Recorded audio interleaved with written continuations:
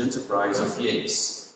Her master's degree, completed at the Northwest University in South Africa, compared the later works of Yeats and T.S. Eliot in the context of post-secularism. Her overall research interests include modernism, religious syncretism, and secular philosophy. Charika has taught at the Northwest University in South Africa, Hanken School of Economics in Helsinki, Finland, and is currently a university instructor at Tampere University. Thank you, William.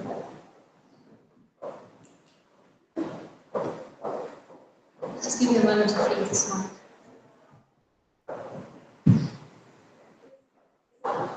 Success. Okay, can everyone hear me? Thank you so much for having me. It's wonderful to be here with you again and in majestic Mariana, no less. I'm going to jump right in. And apologies if there are some repetitions from previous talks, especially today. The Yeats and Magic section is very relevant, of course, to the spiritual discipline that develops in Speckled. Right, so my objective today is to examine the makings of Yeats' spiritual discipline, specifically his fictionalization of this process in his only attempt at a novel, The Speckled Bird. Despite its unfinished state, and despite being unpublished in Yeats' lifetime, The Speckled Bird, as also noted by R.F. Foster, reveals as much, if not more, about Yeats' creative processes than most of his achieved works. As his spiritual biography, the novel depicts a metaphysical quest in which the protagonist attempts to establish a mystical order. Yeats portrays his fictional self in pursuit of a unity of religion, art, and nature. That is, a force of unity of being. Yet, this mystical order never fully materializes in the novel, and it is the protagonist's personal developing beliefs that control the narrative. The Speckled Bird, therefore, tells the story not of a failed mystical order, but of a spiritual imagination activated. The emergence of methods of meditation and evocation that will inform Yeats' understanding of revelation. For Yeats, evocation, that is, a conjuring of forces from beyond one's own mind, from the soul of the world, from the great memory, enables revelation, some measure of the divine creative impulse. In pursuit of revelation, Yeats' protagonist in The Speckled Bird, Michael, develops a spiritual discipline by evoking vision through imagination, dreams, and mystical studies.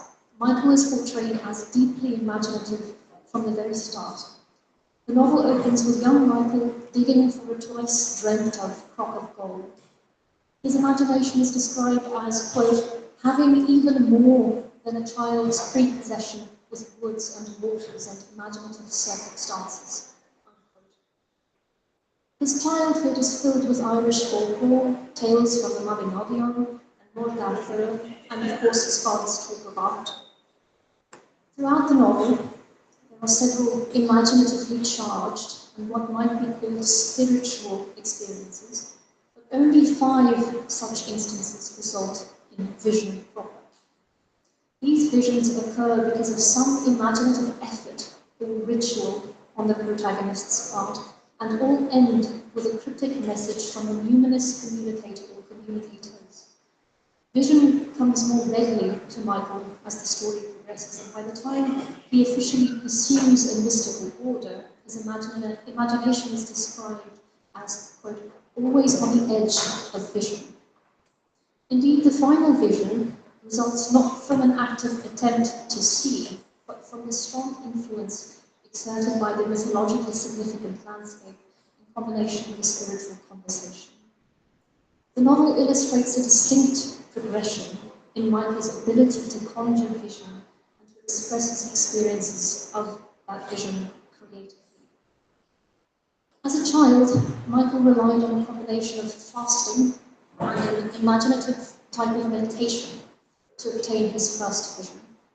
Later on, as a young man, his method developed training his imagination during the day in order to experience vision and symbolic dreams. These dreams then began to give way to a half-waking type of dream that Michael experienced as an equally powerful form of vision.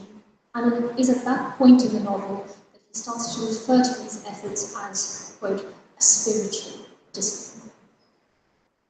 This spiritual discipline is later deepened by collaboration with similarly attentive individuals. For instance, when Michael partners with McTaggart, that's a fictional McGregor Marvellous, to establish a mystical order, they spend their days studying methods of evocation and contemplation. And as they worked, they received sometimes in dreams, sometimes in sudden waking illuminations, successions of new symbols or elaborate and subtle doctrine. On one such occasion, while they were elaborating a symbolic diagram, Michael thought he saw a faint flicker of fire on the ceiling, and then McLagan saw the whole room become full of fire. Later, Michael would experience a more intimate, shared vision with Margaret Henderson, that's a fictional god, in the form of two different dreams, dreamt while together, that he interprets as one and the same vision. Yeats's own description of his shared seership with Morgan certainly sheds more light on his fictional shared vision.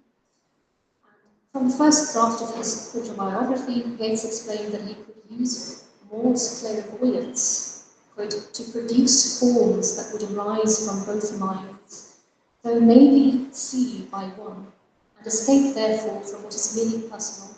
There would be, as it were, a spiritual birth from the soul of a man and a woman. Of course, a similar type of spiritual collaboration would be formed later in his life with, well, in Yeats's life, not Michael's, with his wife, George Hyde Yeats, and her, or rather their, automatic writing and sleep communications. However, the protagonist of The Speckled Bird, Michael, loses connection with his romantic interest, his Morgan, as well as his occult network, and with it, the collaborative element of evocation that he so aspired to. Michael ends his journey by lamenting his and Margaret's failure to find a way to separate themselves from the body and meet in some country of ideal beauty. So to appreciate the evolution of Michael's spiritual discipline up to that point, which is the end of the Speckled Bird, we must consider more closely, I think, the mechanics of evocation that enables this progression. So Michael first decides to seek vision as a young boy after discovering a small painting of the Blessed Virgin in the family's lumber room. His practice was to frequently visit the lumber room and imagine stories for the items gathered there. However, the small painting, a copy of Stephen Locker's Madonna of the Rose Bower, so moved Michael that he questioned everyone who would listen about why the angel offers the Blessed Child an apple, as illustrated here. His father, who is about to leave for a hunt, provides no insight. Instead, it is an old tinker passing by who entertains the boy's questions and introduces him to fasting as a means of seeing supernatural figures.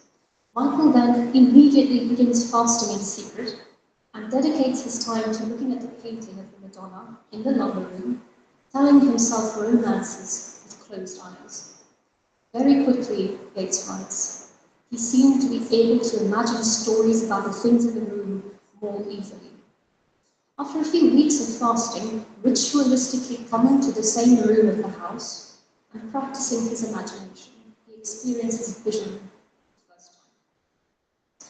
In line with the Arthurian tradition that informs Michael's young imagination, his introduction to the evocation of vision is anticipated by his father's leaving to hunt, just as Michael discovers this painting. And the hunt is often used in medieval French and English tales and romances, as well as the Mabinogion, as a precursor to the encounter with the supernatural. This conduit to the supernatural is echoed again in Michael's first vision with the owl of Kumkalavoit appears to him, announcing the hunt. This is what the owl says. Michael, they are going hunting. They are going to hunt all over the world. They are going on smooth grass by the edges of rivers, but they are sad, Michael. They covered the world. The direct reference here to the ancient owl from the Mabinogion connects this mysterious message to the tale of Kilhuch and Olwen, in which Arthur and his men hunt supernatural creatures in a series of impossible tasks that would win Kilhuch Olwen's hand in marriage. Now, while Arthur and his men hunted across the sea from Ireland to Wales, the owl in Michael's vision refers to a greater quest all over the world, and by those who are sad on account of their worldly desire. In autobiographies, Yeats attributes the phrasing about coveting the world to an old religious beggar who conversed with George William Russell or A.E., and Yeats recalls it like this. Russell has just come in from a long walk on the Two Rock Mountain, very full of his conversation with an old religious beggar who kept repeating, God possesses the heavens, but he covets the earth. He covets the earth. Thank you. And Yeats quotes this old beggar again in one of the Celtic Twilight stories called A Visionary. And this short story explains how the old man's life was ebbing out with no achievement remaining and no hope left him. In a Christian context, God's coveting of the world is consistent with the biblical theme of God's plan for redemption and the vision of a new heaven and a new earth. Consider, for instance, the very well known, I think, proclamation of the new world from Revelations. I think it's 21, verses 3 through 4. Behold, the dwelling place of God is with man. He will dwell with them, and they will be his people, and God himself will be with them as their God. In a literal sense, then, for the beggar, at least, God has all the heavens, and yet has a deep desire for communion with humanity, as created in his image. It is his human existence that the beggar stands to lose as he deteriorates. Therefore, as in Michael's vision, he is sad and covets the world. The main character in this story from the Celtic Twilight is not an old man, but a young visionary who seeks illumination. But because he fails as an artist and a poet, he becomes filled with the sorrow that is said to draw him to the old beggar. And despite being inspired by visions and fairies, this young visionary from the Celtic Twilight story, his failed art had always beneath it, Yeats writes, some appeal to human sympathy. His pleasure was to, quote, to wander about the hills talking to half-mad and visionary peasants, or to persuade queer and conscience-stricken persons to deliver up the keeping of their trouble into his care. Unquote. In this sense, he too is sad and covets the world. Just like God is said to covet the world, visionaries engulfed in the supernatural covet the world for its humanity. In this context, the owl of Kumkalavoit's message to young Michael in the Speckled Bird may be interpreted as a reference to those who live increasingly spiritual lives or actively seek spiritual illumination and therefore suffer from a kind of religious melancholy. They are sad. In Yeats's typical syncretic fashion, the mythological owl blends with the imagery of the Blessed Virgin and Irish fairies in the second half of Michael's vision. After the owl disappears in bright light, Michael finds himself in a garden similar in kind to Lochner's painting. And here Michael sees a similar throned woman, surrounded by kneeling romantic and fairy figures who all stand up and blow their horns. Michael knew that this was because the hunt was going to begin. The start of this visionary hunt represents a transformative process and marks the start of Michael's spiritual quest. The vision ends with Michael on the floor of the lumber room, with a wind blowing from the open door, a wind that would occur in every vision depicted in Some years later, after meeting McLagan and Margaret as a teenager in France, Michael openly talks about this first vision and decides officially on the future in the occult. He told Margaret that he will one day help McLagan found a society in which the calling up of spirits of water and fire and air would be very important. But first, back in Ireland, he developed his own powers during long hours of reading and meditation on fishing cruises in Arran and Ficarra Hills. On these trips, fishermen would share many tales of the queens of fairy or of the other people. And so, immersed once more in an imaginatively rich environment, Michael continues to practice his mind's eye. And Yeats contextualizes this process as follows. Remembering what McLagan had said about seeing things in the mind's eye, Michael would often lie upon the deck with closed eyes, trying to see the people of whom the sailors told him. And sometimes it would seem to him that his imagination began to move of itself, and that the forms he called before him came from their own will, and not his will. But his memory of that intense vision in the lumber room made these daydreams seem poor and uncertain. He would watch some troop of figures moving before his mind's eye, at first coming, it seemed, out of what he was reading at the time, but presently out of some deeper life, and wonder whether they were mere imagination. At night, after a day of such meditation, he would often have very strange and beautiful, very terrible dreams, and gradually these dreams became of as much moment in his life as that old vision. Much like his first experience with vision, the more mature Michael develops a ritual that involves activation of the imagination through stories. Yeats notes that at this time, all stories which were mythologically or romantic interested Michael deeply. Literary immersion, whether through reading or listening to the sailors, is then deepened by deliberate attempts to see with closed eyes. Location, as before, also forms a part of the ritual, since Michael is almost always upon his back on the deck when vision comes. On these fishing trips, the nature of Michael's imagination becomes markedly more sophisticated than his initial child's play in the lumber room. He's no longer repeating romances to himself. His imagination is affecting a will separate from his own mind. He is, however, no longer fasting on account of a promise made to his father. Instead, vision now follows in dreams, but only after the day's ritual of activation and meditation.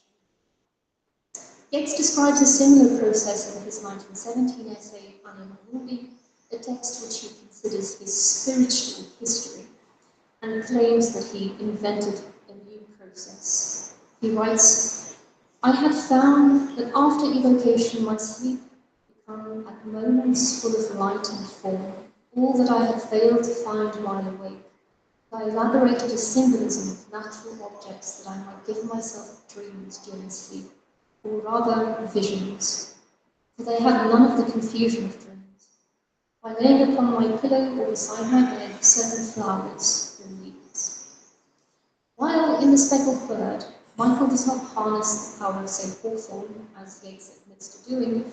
He shares this development of a willful imagination, a spiritual development increasingly connected to the natural world. To begin with, an interplay of will between Michael and the images called up by his imagination starts during the day and continues into his dreams at night. These uncommon dreams differed from other dreams by their coherence and by his unbroken sense of being himself, of being as willful and self-possessed, though not in quite the same way as an ordinary waking life. Although the Order of the Golden Dawn is largely camouflaged in the novel, Yeats's experience in the Order proves insightful here, since their teachings similarly emphasize retention of one's sense of self in visionary technique. Consider Flying Roll number 11, written by Greta Marvis, that refers to scrying, an old name for clairvoyance in the Golden Dawn ancient manuscripts.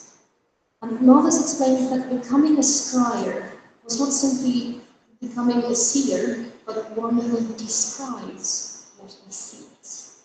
not only the impassive receiver of visions beyond control or definition. Similarly, Michael's descriptions of self-possession during vision indicates an influence exerted upon his will that does not consume it. Michael continued to develop this practice for 2 years at sea when his visionary dreams started turning into half-waking and then waking dreams. The second significant vision depicted in the novel reveals a more mediumistic type of relationship emerging from his spiritual discipline. One night he awoke in this way to hear his own voice speaking through his lips, but as if it were another's voice, and saying, "We make an image of him who sleeps, and it is not him who sleeps, though it is like him who sleeps, and we call it Emmanuel." It seemed to him as the voice spoke that his body had become in some strange way impersonal and magical, like an image in a tomb.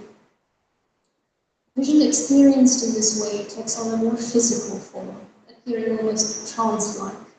In several autobiographical texts, Yeats recalled this vision as his own and quoted the message conveyed by the voice verbatim. The Anima Mundi essay, for example, indicates how this vision instilled in Yeats doubts about the role of his will in the process. He wrote, "I am full of uncertainty, not knowing when I am the finger, when in the clay." In autobiographies, too, Yeats notes a more substantial suspension of the will and associates this type of evocation with religious practice, claiming, quote, "This is what the devout Christian feels. This is how he surrenders his will to the will of God." For effective evocation, then, Yeats suggests not only a suspension of the will, but also of intellect. I quote here from Anima Mundi.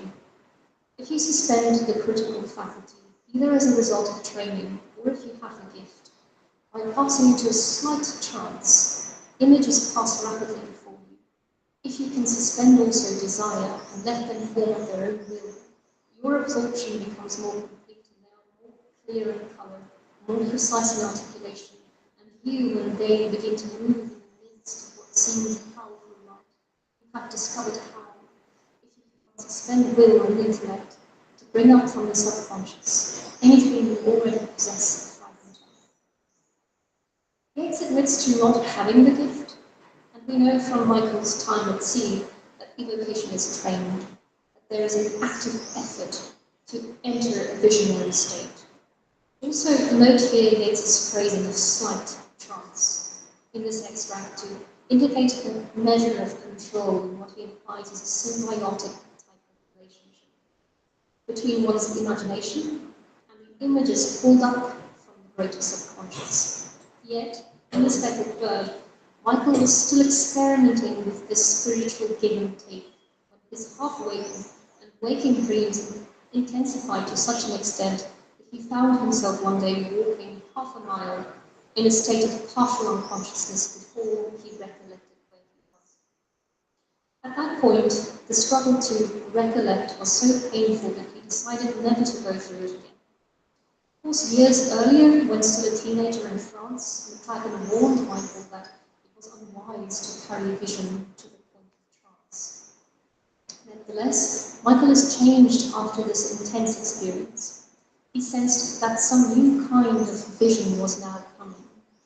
During his trance-like state, he had come into a different relation to the trees and to the grass and the sky and to living things. It was as though he had escaped for a little while from their merely human associations and looked at them as they might have looked at one another. Indeed, the remainder of Michael's visions are closely tied to the natural environment. For instance, the wild light of the sunset along the top of the headland, where he had once dug for treasure, serves as a catalyst for the third vision depicted in the novel. The vision is anticipated by Michael becoming, quote, overwhelmed by a love for some invisible life that seemed to him to be moving in the sunlight. Unquote. Michael would later feel this same love in the dark, but after his trance experience, it seemed to him that now there was something in the dark that returned his love. It was as though he gave the darkness the love one should give to a woman, and that it loved in its turn the fluttering of the wind, the dark blue of the sky, the gleams of the phosphorescent water, or rather something that seemed to him beyond or within these things was like a voice speaking softly and a body moving gently. Similar tender descriptions of the landscape colour the novel's final shared vision, in which, for instance, the hills excited Michael with an intoxication. His trance experience, albeit brief and unrepeated, has thus made nature part of the ritual. The physical world appears to exert an influence that matches the power of his imagination and enables similar spiritual access. Michael is also strangely beginning to respond physiologically, as vision is now preceded by a feeling that his eyelids were opening wider than usual and that the pupils of his eyes were enlarging. It seemed difficult to look at one thing more than another. Overall, the impact of an imagination that reaches into the physical world from a shared subconscious is made evident in Yeats' dedication to the 1925 version of the Vision, appearing more than 20 years after The Speckled Bird. In it, Yeats reflects on his youth and occult explorations with libretto Marlers, and admits that their failed fantasy nevertheless helped develop important meditative techniques. He says that this fantasy did not explain the world to our intellects, which were, after all, very modern. Thank you, Neil. But recalled certain forgotten methods of meditation, and chiefly how so to suspend the will that the mind become automatic, a possible vehicle for spiritual beings.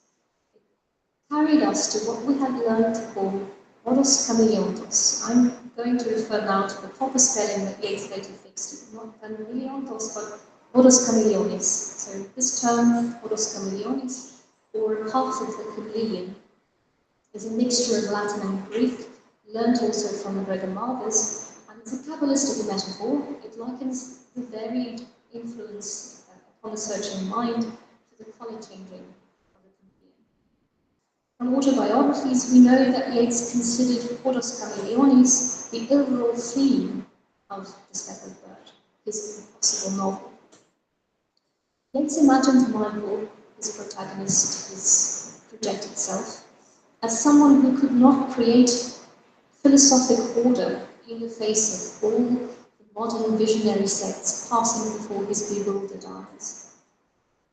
Despite this sense of helplessness associated with the novel's theme, the arc of the chameleon emerges as that of a dedicated spiritual scholar when we consider similarly titled texts from the Golden Dawn's Adeptus Minor curriculum and the fact that the Oros Chameleonis is a mystical title conferred upon the graduate of the 5th and 6th grade. The Golden Dawn understanding of the path of the chameleon is also deeply connected to the Jewish tree of life, which the order adjusted, of course, in Christian Rosicrucian and practical terms as well.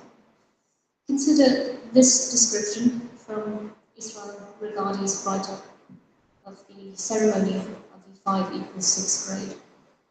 It's very dense. I'm going to try and skim it here. Further, thou wilt observe that the colours of the castle and the sephirot form a mutual balance and harmony on the tree. Colours are forces, the signatures of the forces, and the child of the children of the forces art thou. Therefore, about the throne of the mighty one is a rainbow of glory, and at his feet is the crystal sea. There are many other attributions of colour also, seeing that the respective rays meet and blend with each other. Therefore do I greet thee with the mystic title of Oros Chameleonis, the path of the chameleon, the path of mixed colours. Now, without getting lost in the weeds of the Golden Dawn's syncretic use of the tree of life, we can turn to Yeats' own understanding of this idea. In autobiographies, he explains that sephirot are 10 circles, or spheres, there they are, that are joined by straight lines, and these are different paths that make up the geometrical figure of the Kabbalist tree of life. You already have a copy of this from Liv's presentation, so it is quite different. This is the, I think that's nice Fisher one, which was used in the Golden Dawn. That one is the Golden Dawn one, so one of the Golden Dawn ones. But it's more or less similar. to just mildly follow here. So different approaches to this path requires dedication to different things on the tree. The extract from this ceremony also emphasizes color as something more than visual perception. Colors are forces. The aspirant undertaking these studies therefore assumes a chameleon-like role and must come to know different spiritual forces, not necessarily colors as we understand it today. There are powers that they need to explore in their studies of different beliefs, philosophies, and occult practices. Yeats also used this almost exact symbolism in his own discipline. In the Stirring of the Bones, for instance, he recalled making an invocation to the moon by repeating the names associated with the moon in the Kabbalistic tree of life, after which he experienced the vision of a galloping centaur followed by a woman on a pedestal shooting an arrow at a star. With the help of another co-founder of the Golden Dawn, William Westcott, Yeats interpreted the symbols from this vision, his own one, that he outlines in autobiographies, in Kabbalist terms. The centaur was the elemental spirit, the woman was the divine spirit of the path Samek, which is the straight path up the tree of life, and the star was the central point upon the Kabbalist tree of life, again, Keter. Another one of Yeats' Kabbalist friends, he doesn't say which, considered this interpretation to be, quote, the wisdom older than the serpent. And that person reminded Yeats that the Kabbalist tree of life has a green serpent winding through it, which represents the winding path of nature or of instinct. And that the path Samek is part of the long straight line that goes up through the center of the tree, and that it was interpreted as the path of deliberate effort. The difference between a winding movement and nature, this winding movement of nature and a straight line, in the context specifically of the Kabbalah, is a persistent image for Yeats. It occurs again in the 1917 Charika Swanepoel, where he describes the path of deliberate effort as the mark of saint or sage. He says, only when we are saint or sage and renounce experience itself can we, in the imagery of the Christian Kabbalah, leap the sudden lightening of the path, the serpent, and become the bowman who aims his arrow at the center of the sun. In Kabbalist terms, the center of the sun is the highest sephirah of the tree of life, called Keter, or Hebrew for crown, which the Golden Dawn's Liber Hodos Chameleonis, which is just the book of the path of the chameleon, refers to as the divine white brilliance, the light which lighteth the universe. This same text, which is part of the curriculum, entices the initiate to, quote, advance like the arrow from the bow of Kesed, Kesed being the Hebrew for bow as well as rainbow of promise stretched over the earth. Connected also to the biblical significance there. Kesed is also understood as the veil separating the four lower sephirah from the sixth sephirah, representing harmony, beauty, and equilibrium. As described in the Golden Dawn ritual of the portal, in order to cleave open this veil onto the sun, the arrow of Sagittarius, Samek, must be loosed from the many-coloured cloud. And so, in the Golden Dawn texts, the path of the chameleon is also understood as the path of mixed colours, the path of deliberate effort, the path of Samek, the path of the arrow, and much like the hunt that announced Michael's spiritual quest in his very first vision in the Speckled Bird, Hodos Chameleonis, as the novel's theme, connects Michael to the image of a bowman dedicated to the path of deliberate effort. If we read Speckled Bird as Yeats' spiritual biography, we should understand the origins of this conjuring imagination as continual efforts to shoot straight, followed by a gradual increase and then a careful negotiation of spiritual control. To wrap up, I want to highlight that the evolution of Michael's spiritual discipline in Speckled Bird also reveals growing meaning the creative expression of art. Early on, during a conversation with Margaret, Michael explains that ever since his first vision, he believed the only proof of a man being near to paradise is his power of saying, doing, or making something great.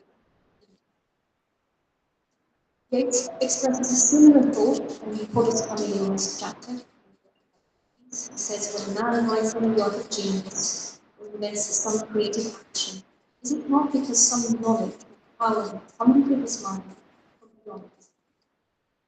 It is pulled up by an image, but our images must be given to us. We cannot choose them deliberately.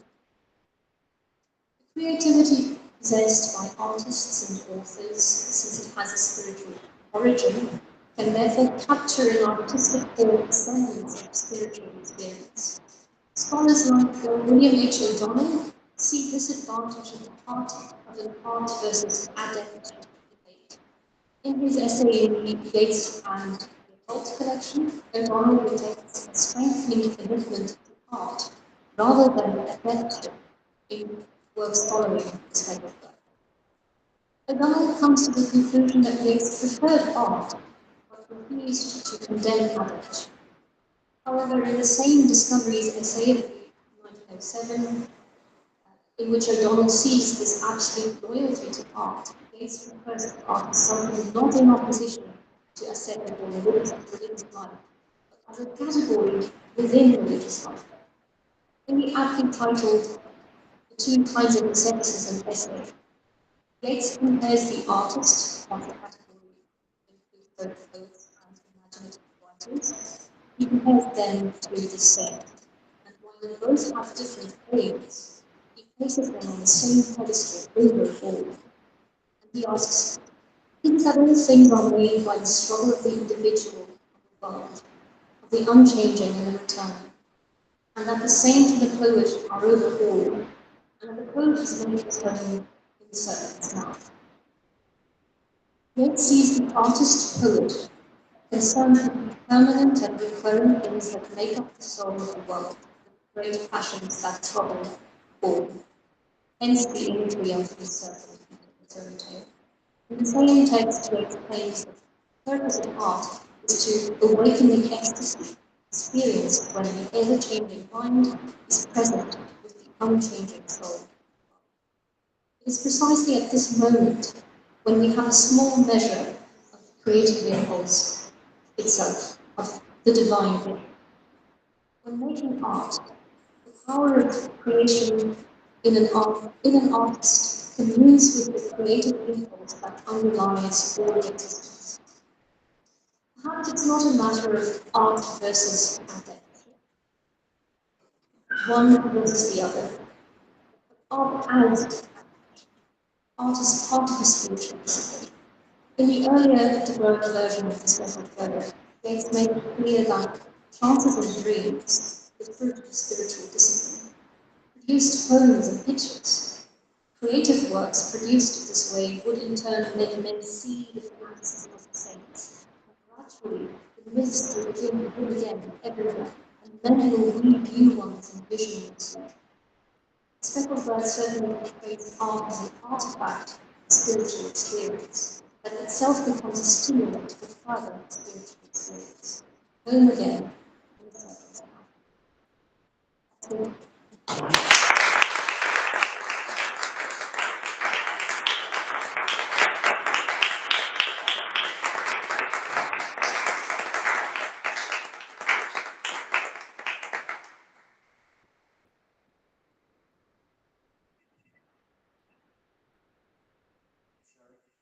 For your great presentation. Now we're open for questions.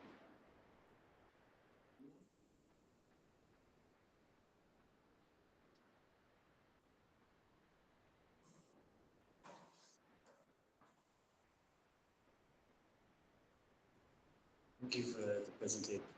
I just wondered about, I'm obsessing on the genre today, the Bildungsroman genre. And I'm thinking about the novel of education or the Bildungsroman. And whether this question of is it art or adept, and the kind failure, maybe the failure of the novel, the failure of the novel of formation. A lot has been written about that in terms of modernism.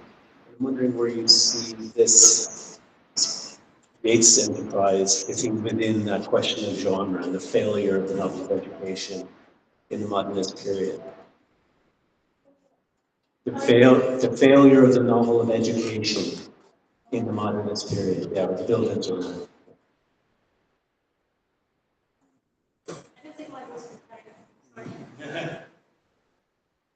Yes, well, I think from what I've seen, at least almost all Yeatsians consider this novel failed. If I had to compare it to something like Joyce's Portrait of the Artist, right, it is a total failure, and it ends quite abruptly. It doesn't really end, right? It just comes to a stop, a point. It's not logical, at least in terms of the narrative, what happens in the story. So I don't really know what to say to that. I guess Yeats tried to write a novel, a Bildungsroman, and failed. Perhaps I wouldn't say that he actually tried to do anything in terms of genre. I think he tried to write his own story. He tried to explain how he developed a spiritual discipline, but to kind of confine it as a story about failed mystical order. So I can't really know whether how successful the novel is as a Bildungsroman, or whether that really was the point. I haven't read anything, at least, about his thinking behind writing the novel in terms of genre. It's about as much as I have to offer.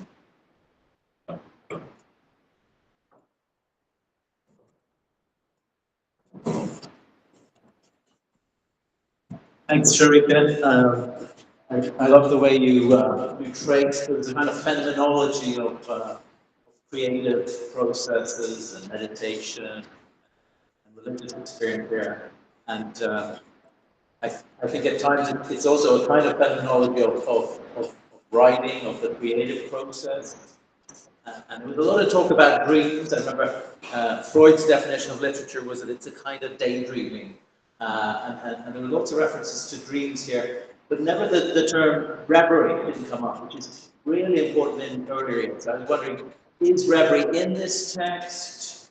Are there different kinds of dreams where we might sort of distinguish between them? I'm interested in, if you like, kind of, I don't want to try taxonomy, but different kinds of dreams and how they intersect, if you like, between meditation and a creative process.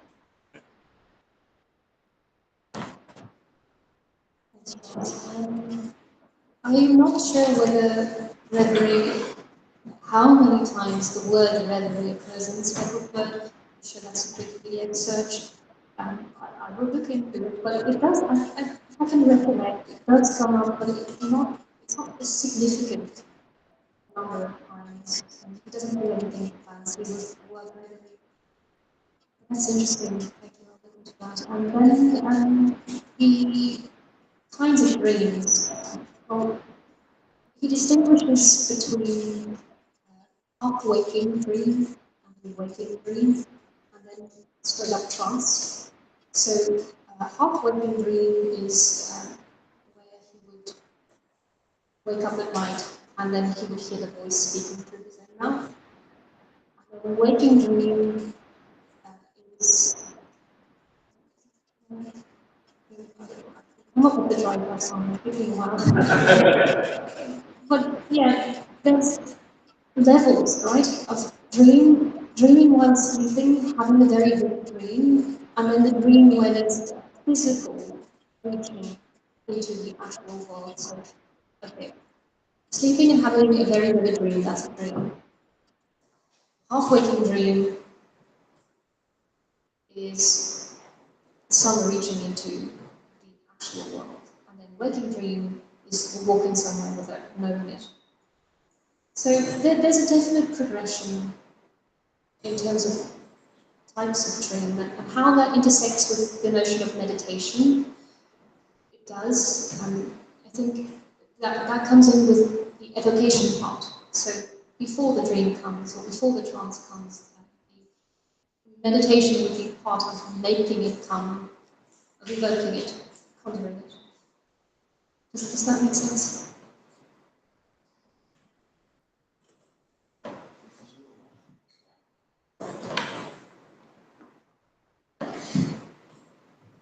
Thank you so much. Just wanted to ask about, talk about the mystical order. So I want to think about this tension between personal and the group, the collective, and so on. To what extent can an individual seek revelation, seek these things? To what extent does the group enable or impede that sort of personal quest and so on? In the novel, I'm not talking about in real Yeats' life or anything. I'm curious as to how Michael projects that tension. Because I think Yeats himself did have some questions, but that's, I don't want to get into that.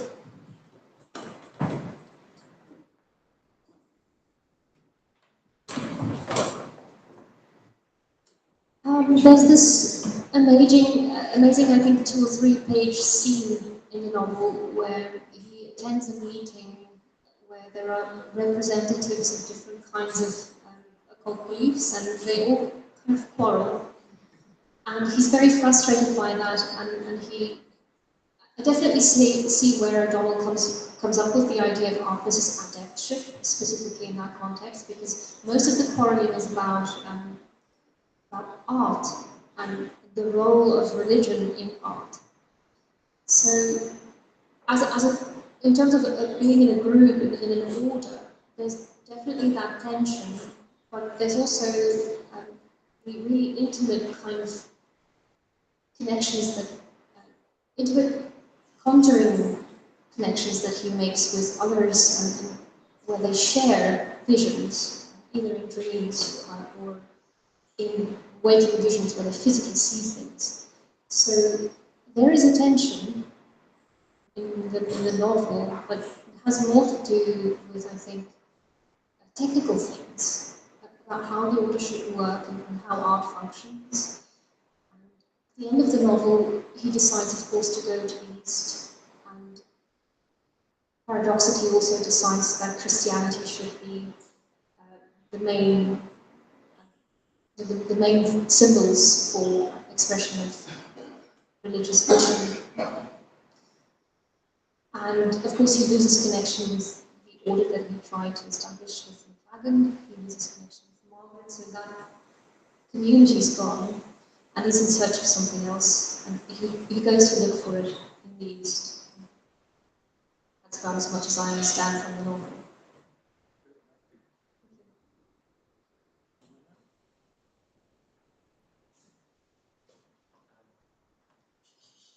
I was wondering what you thought about you brought out really well the kind of the quest Arthurian kind of element of the novel, but then also this is a kind of medieval devotional Christian image. So I was just wondering, which is not, I mean, the painting that Michael looks at, is this kind of Christian Blessed Virgin Mary image. So I just wondered what you made of the emphasis on the medieval, the Arthurian, and then here the kind of Christian. I mean, it's certainly not like the aesthetic choices that Yeats goes on to make fairly soon afterwards. So I suppose it's the way the novel uses, particularly the kind of Arthurian or the, this very Christian religious iconography and medieval. Thank you. It doesn't come through anywhere else that much. It was surprising to see how detailed it was, especially if you compare the different versions of the Speckled Bird. The first 2 are impossible to read. It's very sweet and flowers and Mary. It's almost perverse. Really difficult to read. But the third draft of the novel, it has much more Arthurian references and goes into much more detail about some of the stories that he read and liked. And So it's already less in the final version of the Speckled Bird. And the final vision that he has with Margaret, this shared vision that he interprets as the same vision, her vision echoes a lot of the Killuch and Olwen story from the Mabinogion. Almost exact phrasings from that story is used there.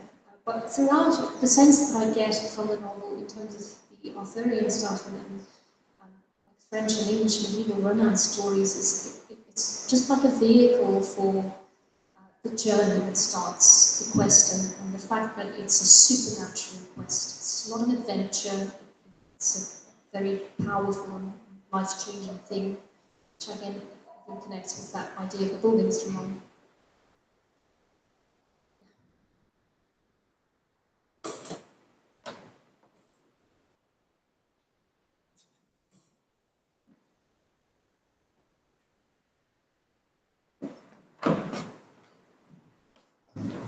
Thank you very much. To follow up on that question, in a sense, I might have asked the kind of question that Barry asked about the novel as a failure. As something he was left unfinished. You know, he was very good at finishing things, unlike his own father, and this is something he doesn't finish. But I'm interested, I suppose, by the possibilities raised by the kind of male and female elements of the novel, and I guess the kind of proto-sexuality that's alluded to sometimes, and maybe the kind of solitary contemplation, which has a kind of autoerotic feel, a not very strong one, but I think it's there, and the possibility, you know, I don't want to get too heavy-handed about the symbolism, but you know, shooting arrows at the sun and all those kind of things. I don't mean to kind of Freudianly analyze the novel so much, but in its own terms, it was playing, I think, a little bit with those possibilities of male and female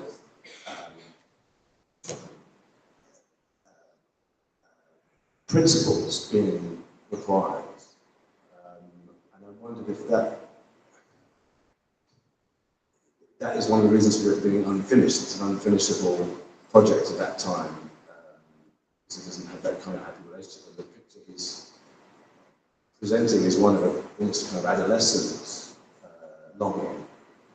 It chimes with some of the things he says in some of his circumstances in the autobiographies or the memoirs, perhaps not the autobiography, but it's a bit more sanitized.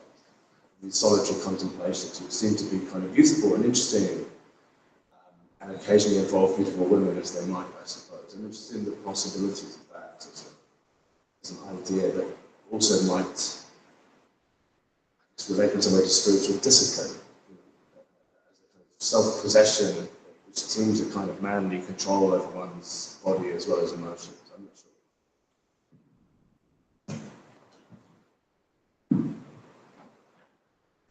I think first, about the novel again being a failure. I think, to me at least, it's beside the point that it's a failure. It ramps up well to the kind of doctrine that Yeats would deliver in a vision. So the fact that it fails, well, it fails as a novel, but it's not about a novel. So I guess that's just my opinion about it being a failure. I think maybe Yeatsians make a bit too much about the novel being a failure. But alright, the novel's there, no matter how bad it is. But just unfinished in some ways. It's unfinished, yes. The fact that it's unfinished doesn't change or diminish what it does, I think, in my mind. So the other thing that you said, of course, about the feminine and sex, the final page of the final version of the Speckled Bird ends on, of course, this dedication to going to the East, and he explicitly says that he goes to find the connection between sex and religion. So I think you're definitely picking up on it there, but he reaches that point only in the novel. So I think there's a lot that happens in autobiographically for Yeats after considering the poetry and concludes much better it's unfinished.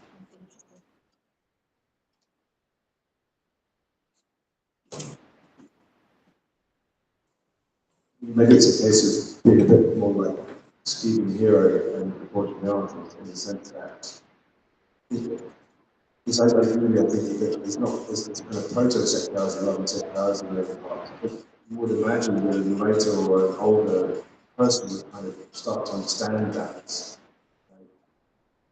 Rather like Stephen Hero, joined the sort of unfinished version of the novel, he doesn't quite have a distance between the writer and the written about it, and so it doesn't quite understand. It doesn't have to be irony, but at least a kind of distance that is successful as a way of thinking about things. And I think you're right that I wonder about the mature age of music. I would expect the word it's over.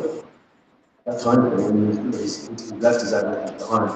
And he doesn't seem to describe very detailed way that kind of thing that might have. Look at his essence. So I guess we can't help because he doesn't go on to do that. Well, I think that's something that matters. And when he's sort of telling you, I don't mind, he said he's unable to finish it, he finishes most of it. Even Shadow of Waters eventually he finishes the various versions. So there's something of a kind of unfinished quest that he's thinking of. It's something at least partly through the distance.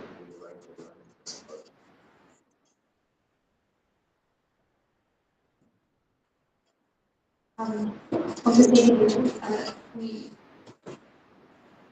in the British Margaret is two women in the story. In the first two versions, she's a child. She's his niece. It's kind of difficult to read in those scenes. So I think that also already develops from the two drafts to the final, more mature Margaret as a woman. It's, you're right, when he's writing the novel as a grown man. Maybe that's why it doesn't really work as always in Margaret, because he's not writing that quickly. Yeah,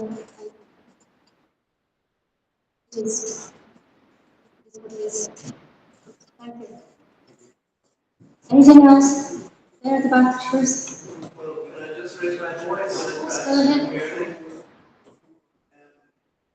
It's true for the book I see earlier reading, because I think says it's a premise.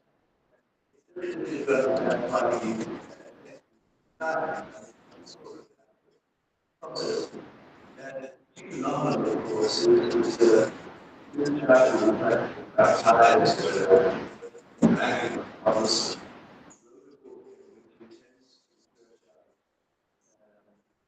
the ideas version of person that's virgin. And ultimately imagine that it would be that how to align that with the 2,000 years of still nightmare by a walking cradle. That didn't matter way to the Mariology is part of spiritual engagement. Where he seemed to want to fill a pro-Catholic in this environment. But you tried, and it just nothing worked. Yeah, that's very well put. Thank you. Much of it seems like a projection itself, a kind of a conjuring, right? So it really doesn't make sense for who Yeats was as an author, as a person. So I don't know what to make of that. I mean, not being dismissed, opposite because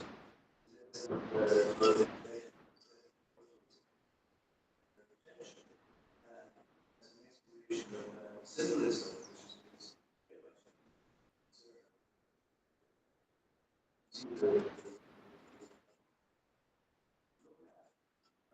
an exercise in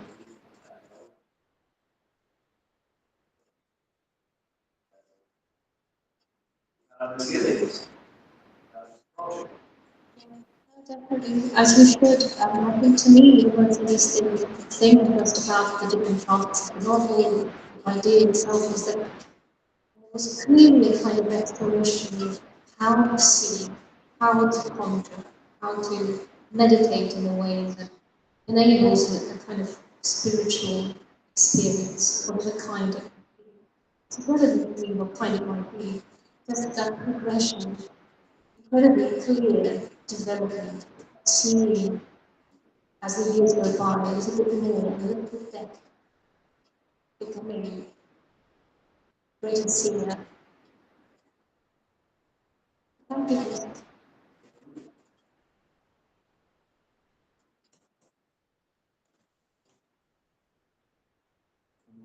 Any questions?